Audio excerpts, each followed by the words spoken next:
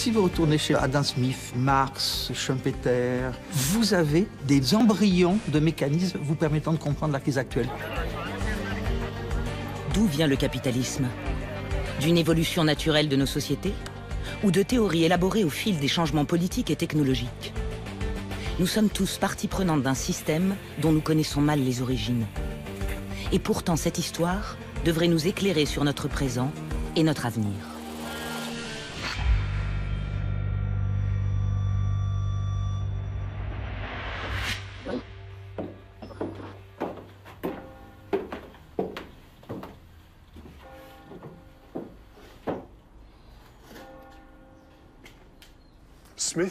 Smith a emménagé dans cette maison en 1778, 2 ans après la publication de La richesse des nations. C'est probablement ici que se trouvait la cheminée, là où Smith a mis un terme dramatique à sa carrière intellectuelle.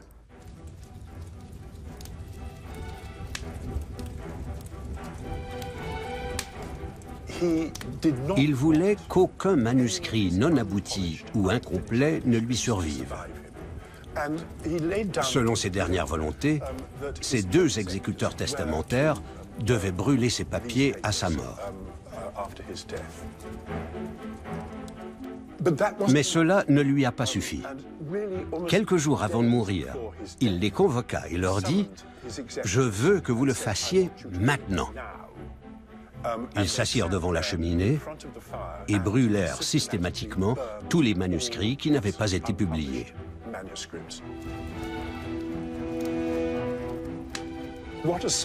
Ne survécurent que 2 travaux très aboutis. Sa grande théorie sur les sentiments moraux et, plus important, la richesse des nations. La richesse des nations a non seulement survécu à cet autodafé, mais est devenue au cours des siècles une véritable bible du système du libre marché. De nombreuses notes ont disparu dans l'incendie.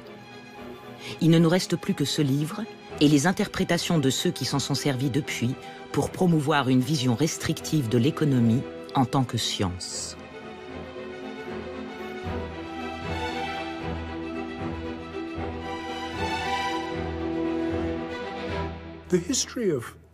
L'histoire de la richesse des nations en tant que livre est très intéressante.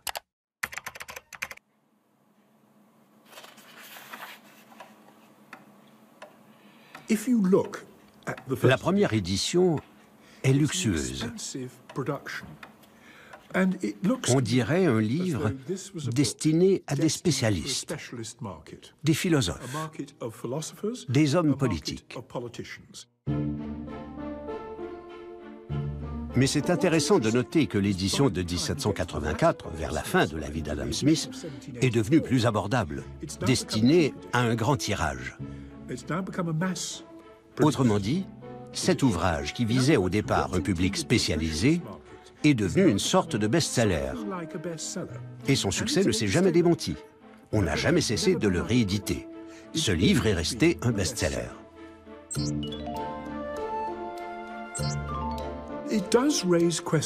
Mais comment un livre de spécialistes érudits devient-il un best-seller?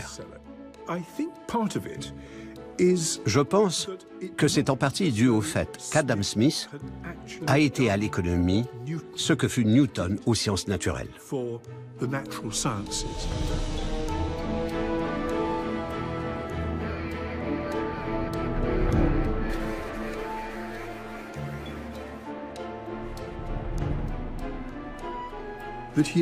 Comme Newton, il avait découvert un principe moteur.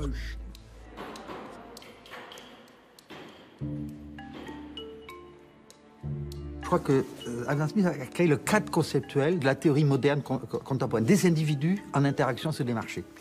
Mais il n'a pas fait de modèle, il n'a pas quantifié. Pour lui, c'était une vision de l'économie marchande.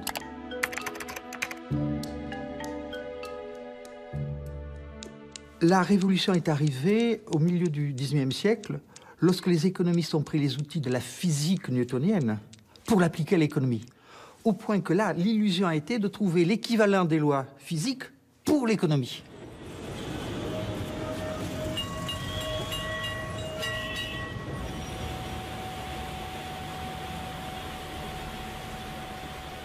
Il est difficile d'imaginer ce qui relie ce fondeur primitif de Calcutta et la richesse des nations. Mais le travail suit ici le premier principe du livre d'Adam Smith. Un principe qui, après sa mort, fut élevé au rang de loi scientifique. Une des caractéristiques de notre société est le très haut niveau de spécialisation des métiers, qui vont de la tâche la plus complexe, qui exige un haut niveau de compétence, à la tâche la plus simple.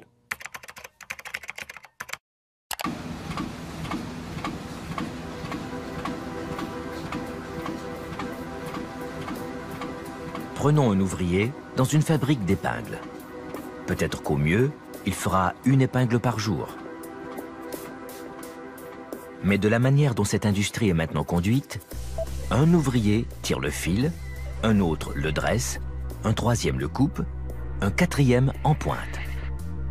J'ai vu une petite usine de ce type où 10 hommes fabriquaient à eux seuls 12 livres d'épingles par jour. Adam Smith, La richesse des nations. Alors, il en arrive à la conclusion que le progrès économique, est indissociable de la division du travail. Ça n'a rien d'étonnant. La division du travail a été comme l'équivalent d'une loi newtonienne. Après tout, c'est ce qu'on pratique pour presque tous les produits que nous utilisons.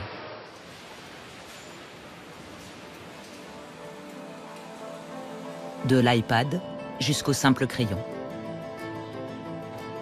Depuis Adam Smith, la division du travail est devenue le pilier de l'économie de marché.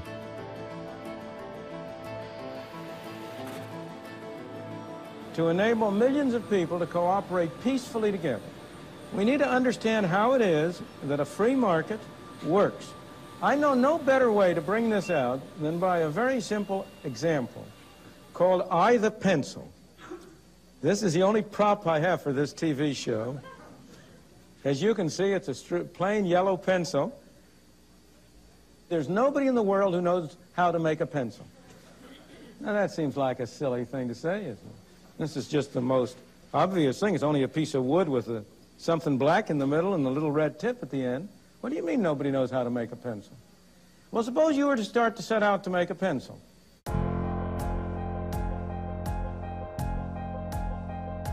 First of all, you have to get some wood, don't you? Where do you get the wood? You have to go to the Pacific Northwest, probably, and cut down some trees. How do you cut down some trees? You have to have some saws to cut it with. Where do you get the saws? You have to have some steel. Where do you get the steel? You have to have a steel mill. In order to have the steel mill, you have to get the iron ore, and you can add all the rest. But that's only the beginning. This black stuff in the middle that we call lead isn't lead. It's graphite, I think. I'm not absolutely sure. And I am told it comes from some mines in South America. Now, this little red tip at the top, that's rubber. Where's it come from? Well, the major source of natural rubber is Malaya. But the miracle of this pencil isn't that nobody knows how to make it. The miracle of the pencil is how did it get made? What is it that has enabled this little elementary transaction to take place? Now, how is that brought about? Is there some commissar sitting in some central office who is sending out orders to these people in Malaya, to these people in South America, to the people in Washington? How is it that they are led to cooperate with one another? These thousands of people who have been led to engage in this simple transaction, not one of them has been forced to do it. Nobody has had a gun to his head. They've all done it. Why? Because each one of them thinks he's better off in this transaction.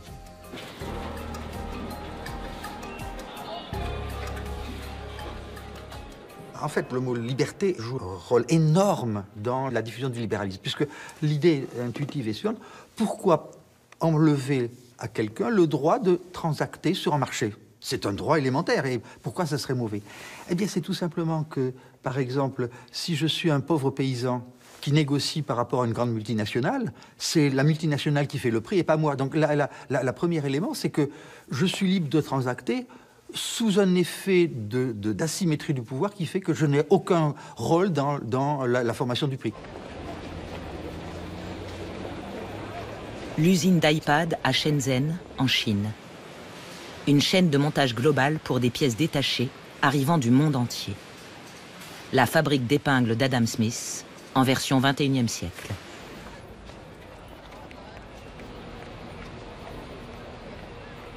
Environ 250 000 ouvriers y fabriquent près de 10 000 tablettes par jour. Pouvons-nous vraiment considérer qu'ils sont libres ? Ce que nous faisons, c'est du travail à la chaîne. Notre tâche est très mécanique. Il y a des éléments qui défilent, et nous, on doit les tester. C'est assez monotone.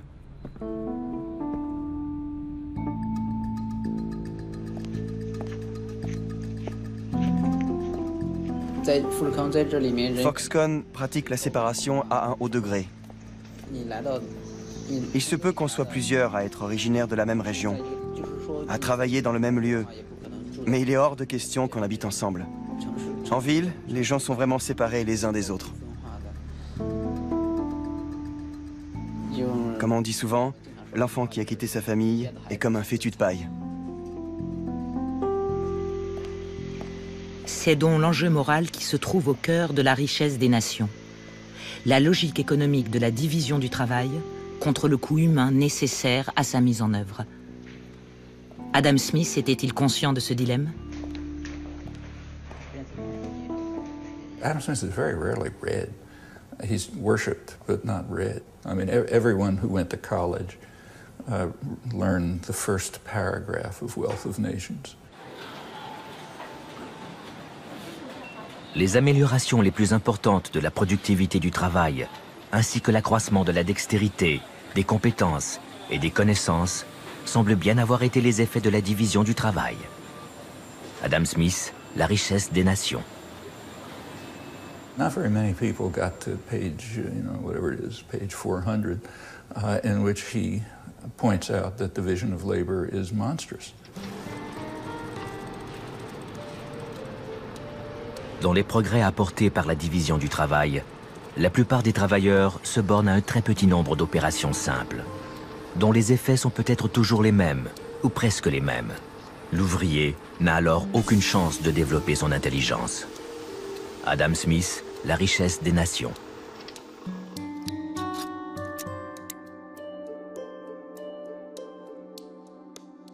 It turns people into creatures as stupid and ignorant as a person can possibly be. It's a person who just becomes a machine.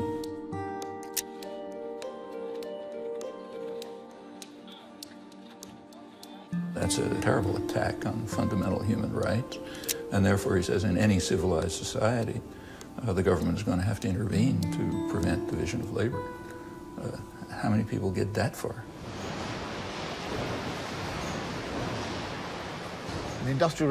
La révolution industrielle repose sur la construction d'usines équipées en machines-outils et surtout sur un processus de travail.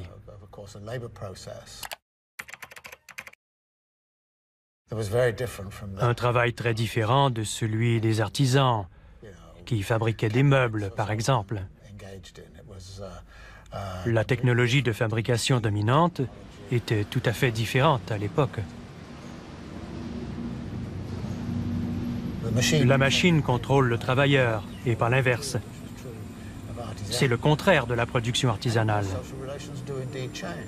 L'ouvrier à l'usine a des relations sociales très différentes de celles de l'artisan qui fabrique des meubles, que ce soit avec les autres travailleurs, les outils ou la nature.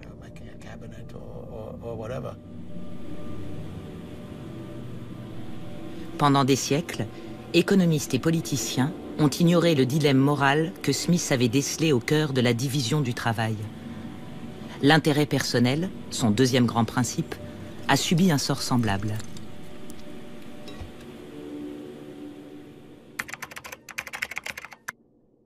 Please welcome the Nobel laureate in economics, Milton Friedman, right?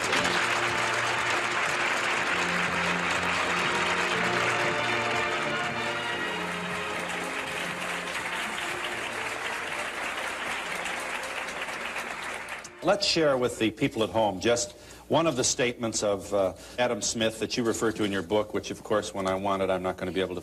oh, it's on page 2. All right, thank you. By pursuing his own interest, that is to say, his meaning the person engaged in free enterprise, Adam Smith says, he frequently promotes that of the society more effectively than when he really intends to promote it.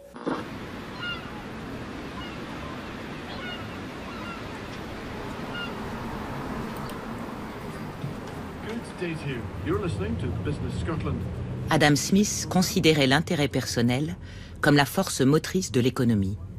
Mais qu'entendait-il vraiment par là? Replongeons-nous dans l'époque où il vivait.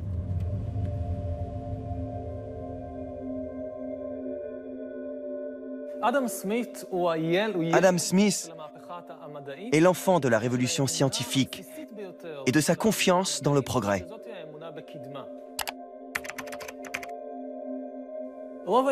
Prévalait alors l'idée que l'histoire était figée, voire décadente. Économiquement parlant, cette conception de l'histoire figée et décadente était l'opinion dominante. En d'autres termes, il était impossible d'accroître la richesse mondiale. Comme un gâteau que l'on peut découper de toutes les façons possibles, mais qui n'est pas extensible pour autant. Le gain de l'un constitue obligatoirement une perte pour l'autre. L'économie est un jeu à somme nulle.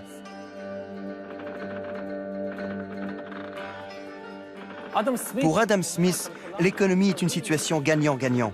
Chacun peut réaliser un profit. D'un point de vue économique, le progrès signifie qu'il est possible d'augmenter la productivité et accroître les richesses du monde.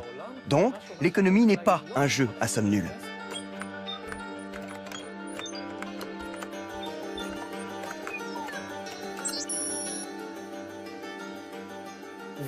En conséquence, il ne s'agit pas seulement d'un concept économique, mais aussi d'un système moral, l'un des pivots de la pensée d'Adam Smith, pour qui égoïsme égale altruisme.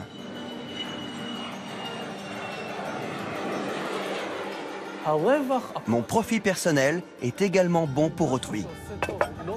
En fait, il accroît le gâteau que représente la richesse mondiale et permet à d'autres d'en profiter. Du coup, un nanti achètera les biens de quelqu'un d'autre, de sorte que ce dernier s'enrichira à son tour, ou créera une autre entreprise, une autre industrie, qui fera vivre également quelqu'un d'autre.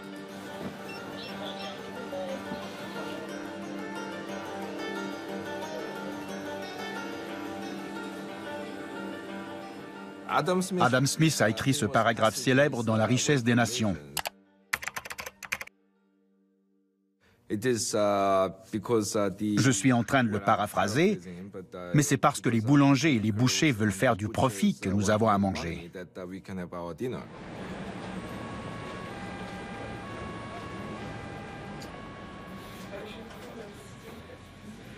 Il a inauguré ce mythe de l'individu égoïste, tourné vers lui-même, comme étant la motivation presque exclusive de l'humanité. Il faut tout de même reconnaître qu'Adam Smith était un peu plus subtil que ses adeptes ne l'ont été.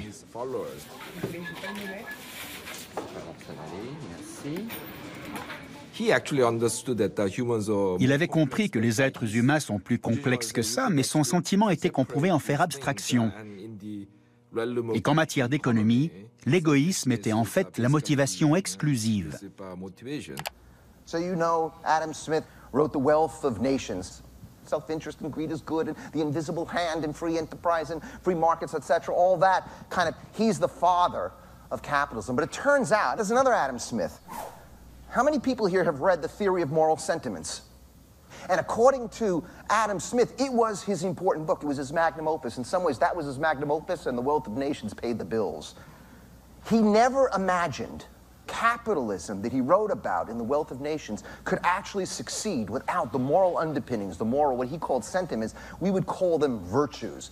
Without the virtues, of a society and virtues of individuals that would actually create the base of a healthy capitalism.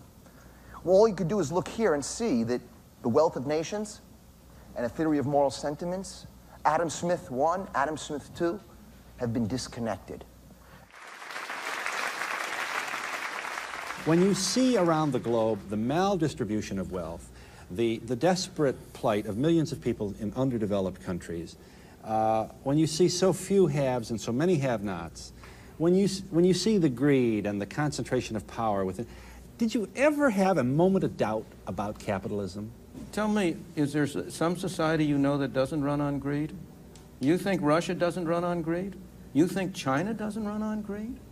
What is greed? Of course, none of us are greedy. It's only the other fellow who's greedy. The world runs on individuals pursuing their separate interests. We'll be back in just a moment.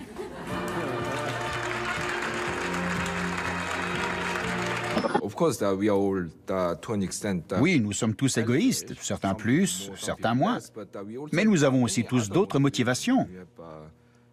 Nous avons la solidarité, la fidélité et la sympathie. Toutes ces motivations sont réelles. Nous devons construire un système qui prenne en compte la complexité de ces motivations humaines. Parce que si vous commencez à penser que tout le monde est égoïste, que tout le monde n'a d'autre but que de poursuivre son intérêt personnel, alors tout le monde devrait surveiller tout le monde, tout le temps, et le système va forcément s'enrayer. The great achievements of civilization have not come from government bureaus. Einstein didn't construct his theory under order from a bureaucrat. Henry Ford didn't revolutionize the automobile industry that way.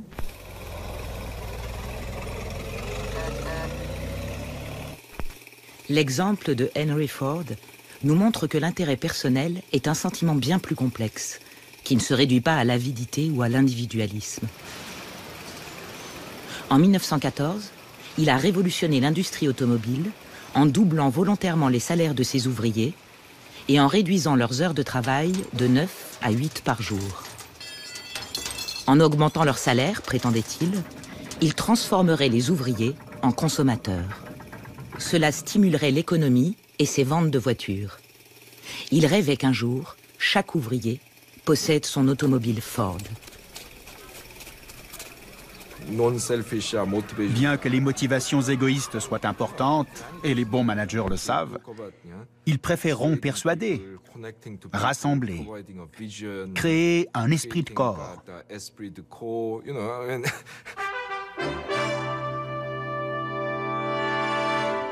Tonight we focus on an apple. Apple the computer, not the fruit. It is Jobs that provides the main inspiration and philosophical direction for Apple. What Apple is it's an environment where we can attract the best and the brightest people to come together and sort of have a common vision about how we can change the world. Voici comment certains managers gèrent l'économie. Mais les économistes ne comprennent pas ça. Et ils persistent à dire que tout le monde est égoïste. Et on est censé faire avec. Ce qui veut dire donner une liberté maximum à tout le monde dans l'espoir que, d'une certaine manière, tout ceci se traduira par un résultat social optimum.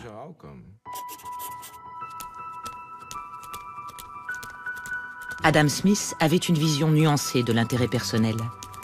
Cette idée complexe a été galvaudée pour donner 200 ans plus tard un système économique simplement mu par l'avidité. Pourquoi ? Ça commence en séparant Adam Smith I d'Adam Smith II et en faisant de la richesse des nations une théorie scientifique.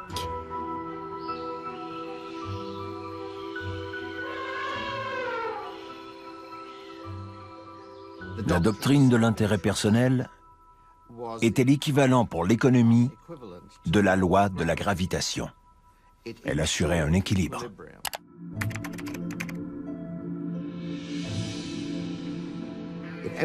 Si tout le monde était libre de chercher son intérêt personnel sur les marchés, on arriverait à l'équilibre, un équilibre optimum, équivalent à l'équilibre des corps physiques, libres de se mouvoir. Je crois que l'analogie avec la physique est très juste. Mais ce que les économistes ont négligé, ce sont les relations humaines.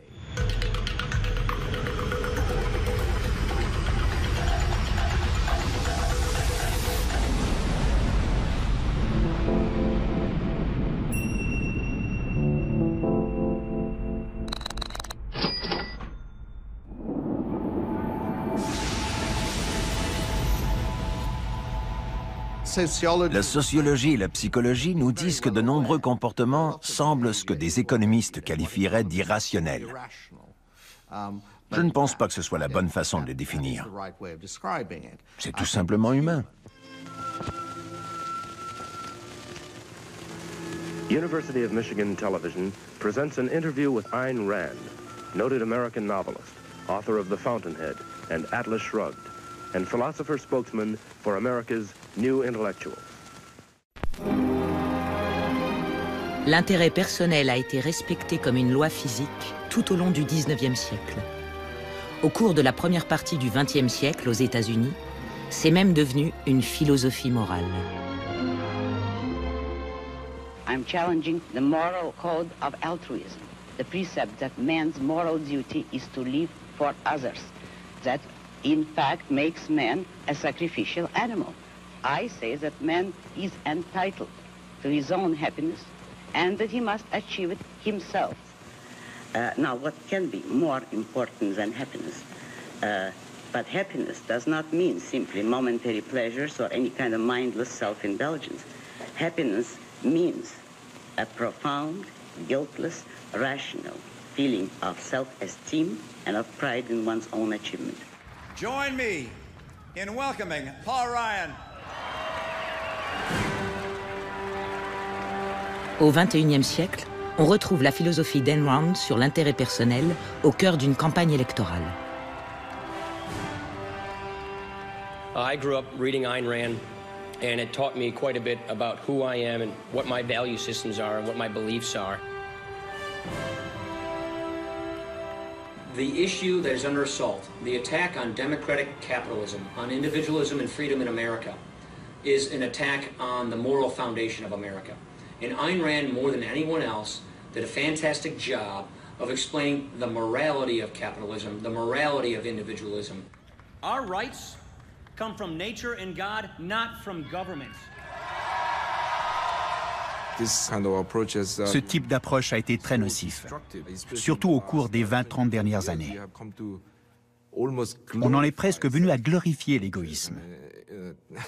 On en est venu à croire que toute autre motivation, toute autre émotion, toutes les autres valeurs morales seraient secondaires. Elles seraient juste bonnes pour les gens stupides, pour les êtres inférieurs.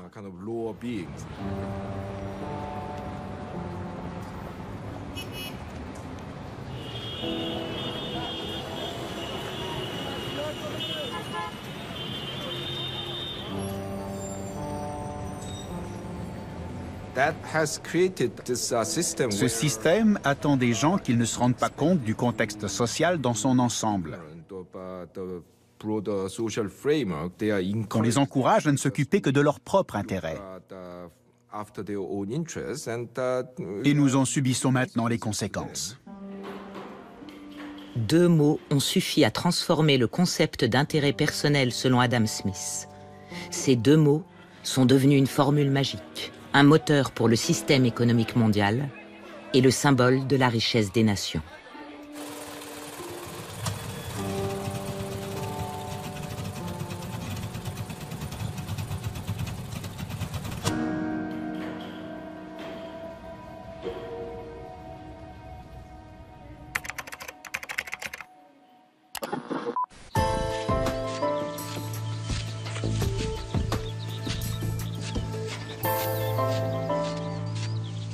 The invisible hand is a phrase that was introduced by Adam Smith in his great book, The Wealth of Nations, in which he talked about the way in which individuals who intended only to pursue their own interests were led by an invisible hand to promote the public welfare, which was no part of their intention.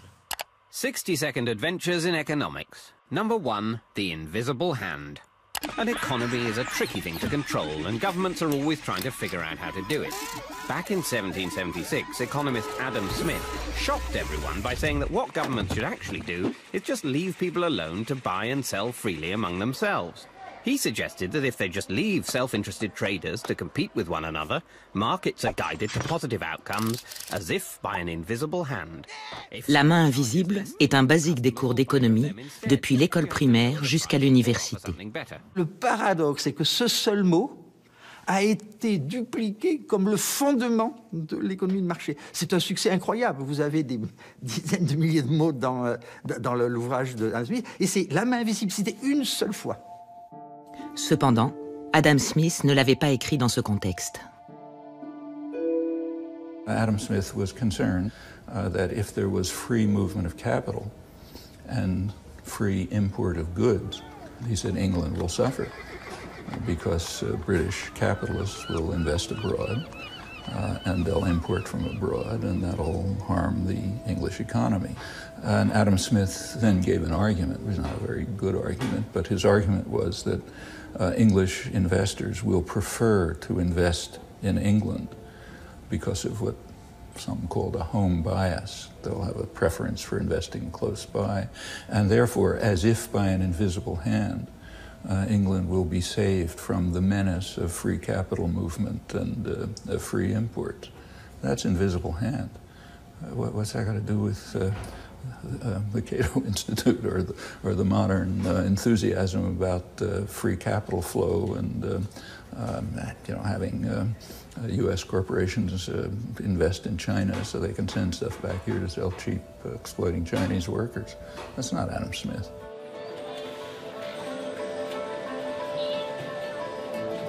La main invisible est apparue comme la façon de lutter définitivement contre la mainmise de l'État sur la vie économique pour mieux se libérer du féodalisme. Vous voyez le succès instantané. Et de nos jours, on a remobilisé les années 50 pour essayer de tuer l'état du bien-être, la fiscalité progressive, et dire il faut laisser les agents s'auto-organiser. Mais vous voyez, c'est une réinvention d'une tradition.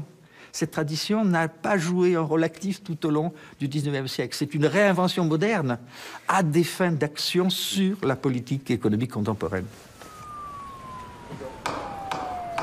Committee will please come to order. Today is our fourth hearing into the ongoing financial crisis. En 2009, à la suite du krach financier, Alan Greenspan, l'ancien dirigeant de la Banque centrale américaine, la Réserve fédérale, fut rappelé à Washington pour être entendu en tant que principal promoteur de la dérégulation. Une dérégulation mise en œuvre au nom de la main invisible. Dr. Greenspan, I want to start with you. You have been a staunch advocate for letting markets regulate themselves. And my question for you is simple. Were you wrong? I found a flaw. You found a flaw in the model that defines how the world works, so to speak. In other words, you found that your view of the world, your ideology was not right. It was not working. Precisely. No, that's precisely the reason I was shocked, because I've been going for 40 years or more with very considerable evidence that it was working exceptionally well. À quel modèle faisait-il référence ? Le parcours d'Alan Greenspan a démarré sous la férule d'Enron. Il faisait partie de ses disciples, ardents supporters de la suprématie de la rationalité. It is only since the Industrial Revolution, the birth of a free society, the society of capitalism, that there was a new class of men, which is the free producers of material goods, the businessmen, the industrialists. That is the man who lives by means of reason. That is the man who, in his psychoepistemology, is not guided by his immediate perceptions nor by his emotions, but by logic, by his concepts, by reason. That is the man whom I call the producer.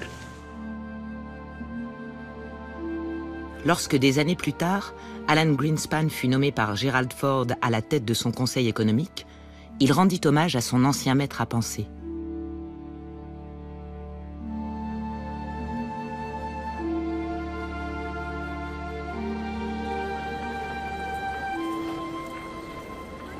« 3 ans avant le krach financier, Alan Greenspan s'est rendu au village natal d'Adam Smith, Kirkcaldy, pour rendre hommage au grand penseur. Selon Greenspan, il est difficile d'imaginer que la masse actuelle de transactions internationales puisse amener à la relative stabilité économique que nous connaissons si elles ne sont pas conduites par une version internationale de la main invisible de Smith.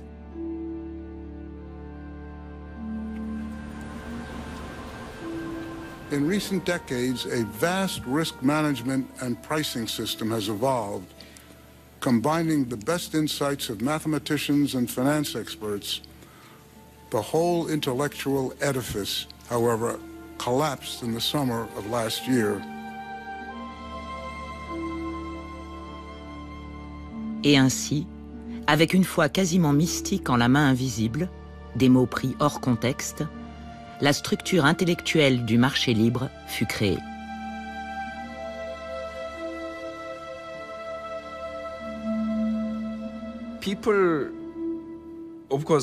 Bien sûr, les opinions divergent sur la question de la liberté des marchés.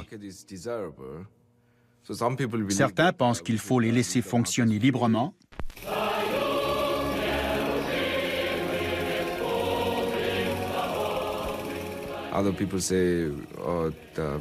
D'autres n'y sont pas favorables et pensent qu'il faut intervenir pour assurer la justice sociale, l'équité, tout ça. Mais la plupart des gens vont en fait accepter l'existence du libre marché. Vous pouvez aimer ou ne pas aimer le marché libre, mais vous le reconnaîtrez quand vous le verrez. Mais voilà le plus grand mythe sur le capitalisme. Parce que qu'est-ce que vous entendez réellement par marché libre?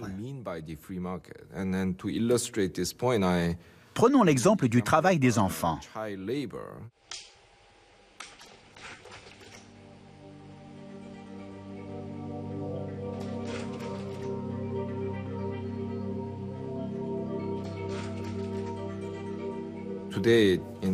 Aujourd'hui, dans tous les pays riches, le travail des enfants est très réglementé. Mais il fut un temps où c'était monnaie courante.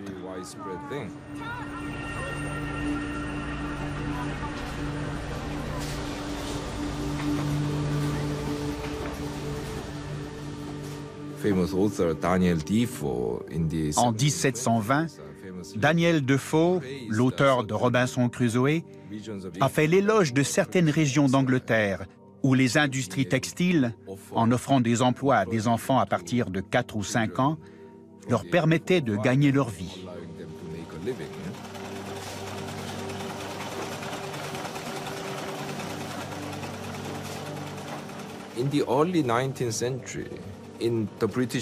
Au début du 19e siècle, au Parlement britannique, un groupe de réformateurs sociaux engagea la toute première tentative officielle pour réguler le travail des enfants. À l'époque, de nombreuses voix s'élevaient contre cette disposition, car on pensait que celle-ci tentait de saper les fondations du marché libre, en particulier la liberté de commerce. Alors il prétendait que ces enfants voulaient travailler et que ces gens voulaient les employer. Où était le problème?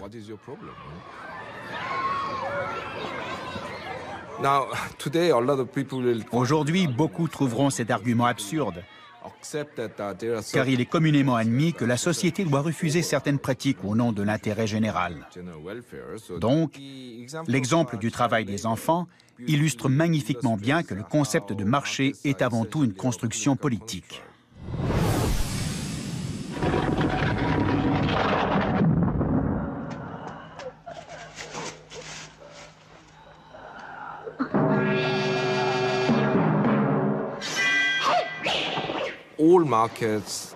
Tous les marchés sont régis par un important cadre réglementaire. Je les compare aux filins auxquels on suspend les maîtres du kung-fu dans les films de Hong Kong.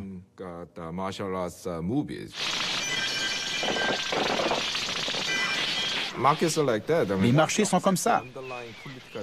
Si vous acceptez les valeurs politiques intrinsèques de certaines réglementations, celles-ci deviendront invisibles comme des filins au cinéma.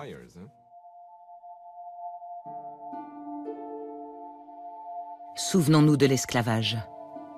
Un véritable marché libre sans restriction, dont les seules considérations étaient les pertes et profits. Un marché accepté par tous comme étant la norme.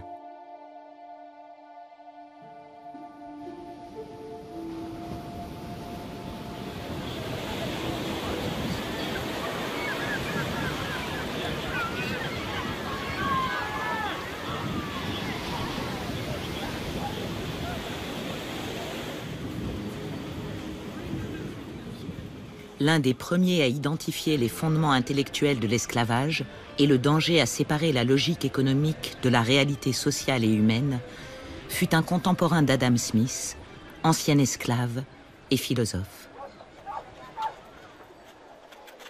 C'est ici, à Shama, au Ghana, qu'il est enterré, à l'ombre d'une ancienne geôle d'esclaves. Nous voici réunis devant sa tombe pour rendre gloire à Dieu qui nous a donné ce magnifique philosophe. Anton Wilhelm Amo fut le premier à pointer l'aberration d'une science échafaudée sans tenir compte des réalités humaines du capitalisme.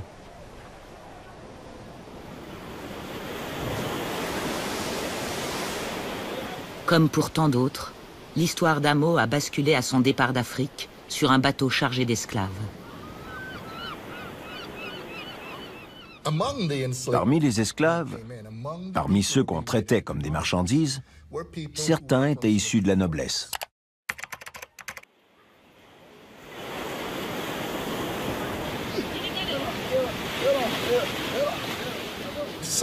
Certains faisaient preuve de qualité précoce à leur arrivée en Europe. Amo, le jeune esclave noir, fut affranchi et élevé au sein de l'aristocratie. Il poursuivit ses études jusqu'à l'obtention de 2 doctorats, en droit et en philosophie, et plus tard, il enseigna au sein du système universitaire allemand.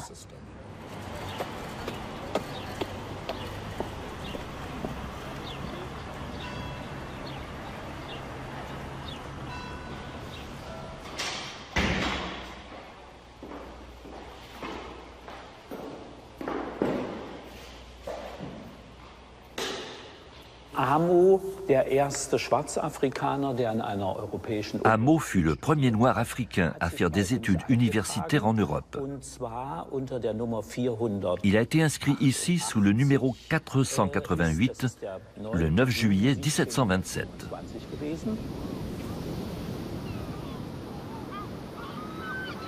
Amo fut amené enfant en Europe par la Compagnie hollandaise des Indes orientales et offert en cadeau à un duc allemand. Ce duc libéral l'affranchit et prit en charge ses études.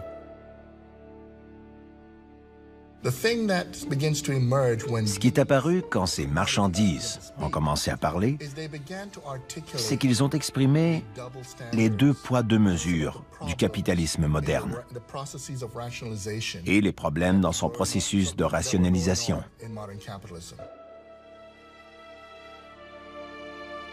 Je crois volontiers que les nègres sont naturellement inférieurs aux blancs. Une différence si constamment observée ne peut se fonder que sur une distinction originelle opérée par la nature entre les races humaines. David Hume, le penseur le plus proche d'Adam Smith. Avec Amo, vous avez d'abord la question de la rationalisation anthropologique. Amo a écrit sur l'égalité des morts en Europe. Et le simple fait d'écrire là-dessus, l'acte même d'énoncer son point de vue, a cassé l'idée que quelque chose en lui, de par sa race, faisait de lui un outil.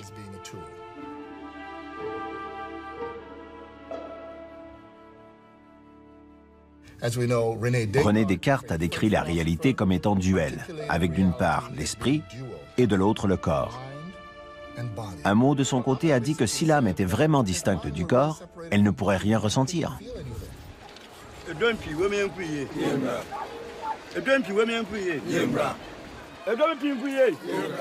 Amo a donc commencé à réfléchir sur ce qui faisait qu'ironiquement, la rationalité et la raison étaient utilisées contre la réalité et la raison. Si l'on se penche sur les arguments d'Adam Smith, on constate qu'il décrivait une sorte de système idéal, mais paradoxalement, un monde sans êtres humains.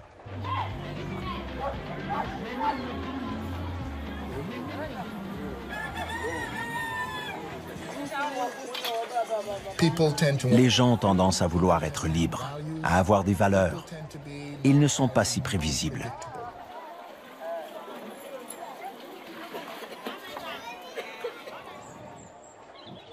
Au XVIIIe siècle, la pensée critique d'un philosophe africain ne pouvait être entendue.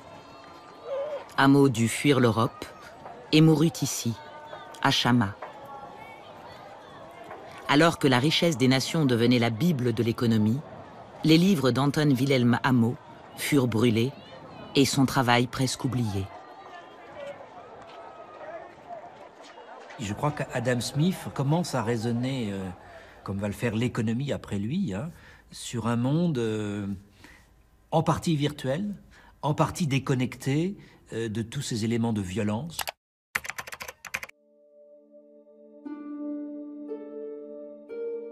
C'est vrai qu'au cœur de ces thèses, il n'y a pas du tout, évidemment, cette prise en compte de la violence occidentale qui a existé pourtant dans les 3 siècles qui le précèdent.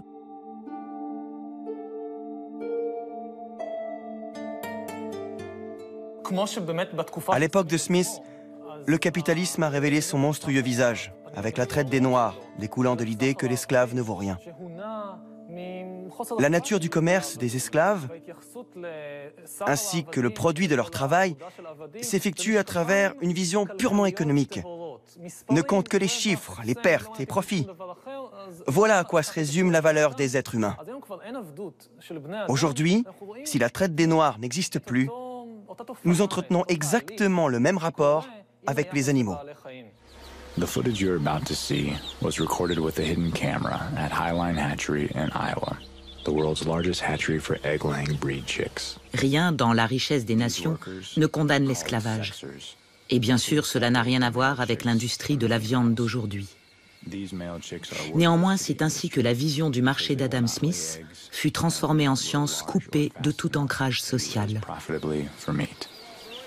These male chicks are killed by being dropped into a grinding machine while still alive.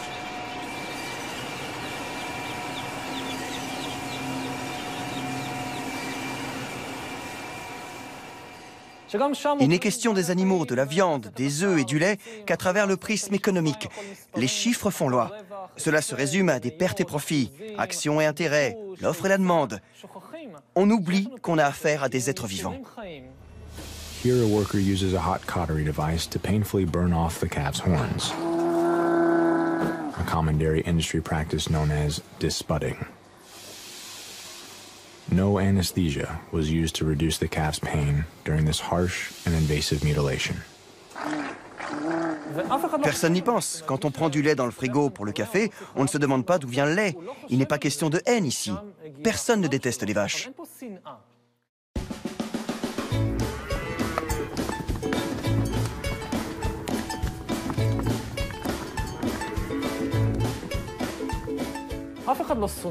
Les briques de lait sont généralement ornées de vaches rieuses et heureuses. Qui voudrait faire du mal à une vache? On n'y réfléchit tout simplement pas. C'est la façon dont fonctionne l'économie capitaliste qui est en cause. Le monde inventé par Adam Smith. Un monde où ne comptent que les pertes et profits, l'offre et la demande. Le règne des chiffres, d'où l'on a évacué toute considération morale ou religieuse.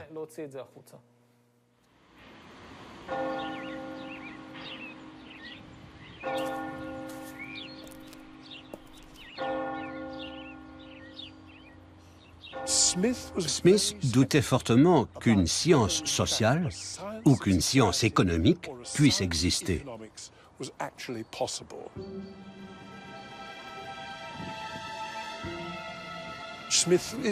Il est resté très prudent sur la façon de mettre en place le marché libre.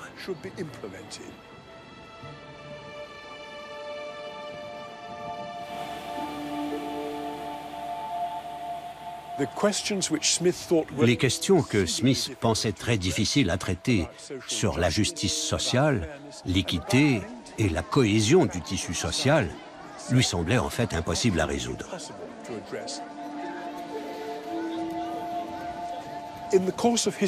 Tout au long de l'histoire, nous avons perdu toute cette réflexion sur la dimension politique, sur la dimension éthique du progrès vers une économie de marché.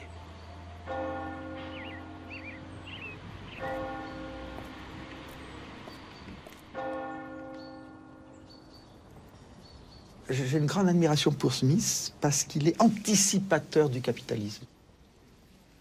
Smith anticipe le caractère révolutionnaire de la division du travail qui va en proportion de la taille du marché. Et alors moi, j'ai toujours vu Smith comme ayant un siècle d'avance par rapport aux autres théoriciens, alors que tous les successeurs vont avoir quelques siècles, un demi-siècle de retard. Et pour aller jusqu'à la plaisanterie, la théorie néoclassique actuelle a un siècle de retard.